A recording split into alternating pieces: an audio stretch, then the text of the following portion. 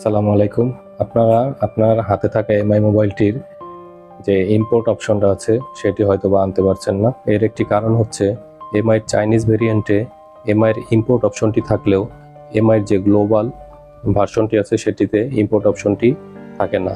তো আজকে আমি আপনাদেরকে আমার এই ভিডিওর মাধ্যমে দেখিয়ে দিব কিভাবে আপনারা আপনার এমআই গ্লোবাল ভার্সনে ইম্পোর্ট অপশনটি আনবেন।